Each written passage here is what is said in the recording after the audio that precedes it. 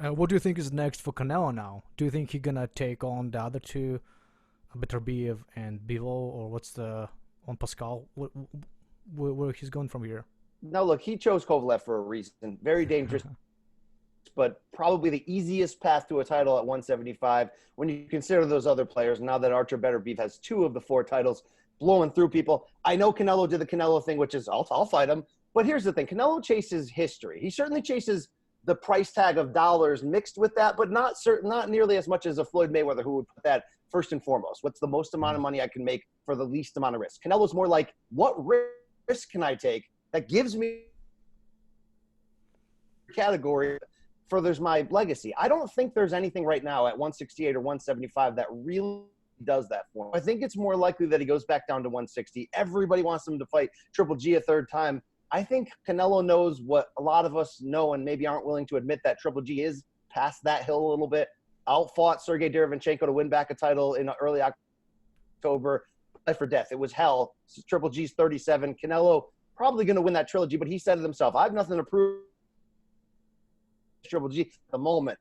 I'm sort of from the idea now, okay, so if Canelo comes back down to 160, he didn't bulk up like a lot of fighters do when they move up. So I don't have as much fear for a Roy Jones, Antonio Tarver situation where coming back down would leave him compromised. I think he's sort of going to come back because DAZN's got a lot of middleweights, make a fun fight there, and look at the map and say, what's that next big, great white whale? What's the big thing historically that I can chase?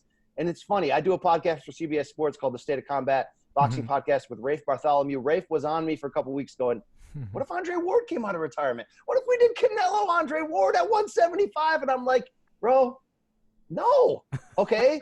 It's too much risk. Canelo's not a light heavyweight. Well, I'm sorry, BC, talking to myself here. Canelo is a light heavyweight, and he just knocked out one of the biggest punchers of this generation.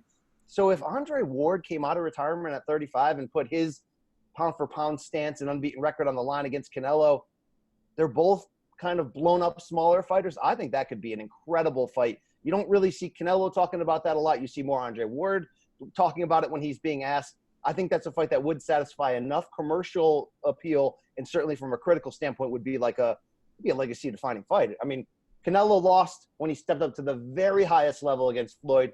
He's got some amazing Hall of Fame attritable victories over the Miguel Cottos, the Arislani Laras, Gennady Golovkin. But imagine if this next year he did something like beat Golovkin definitively in a trilogy and then sniff out maybe fighting Andre Ward, that other guy of this era. If you're going to say who's the man of the post-Floyd and Manny era, well, it's a loaded question because Manny won't go away and Floyd's always threatening to come back.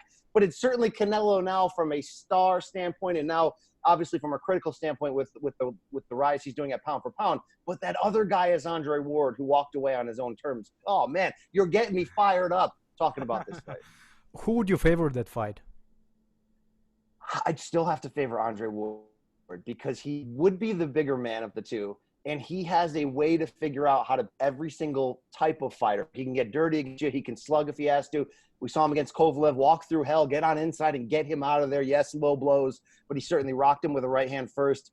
He's so adaptable, and he's one of the rare guys because he's had long breaks, considerably long breaks due to injury and due to suing his promoter and going down the legal road, that he's sort of Mayweather-like in that regard, where the long breaks don't scare you. He's very unflappable in that manner.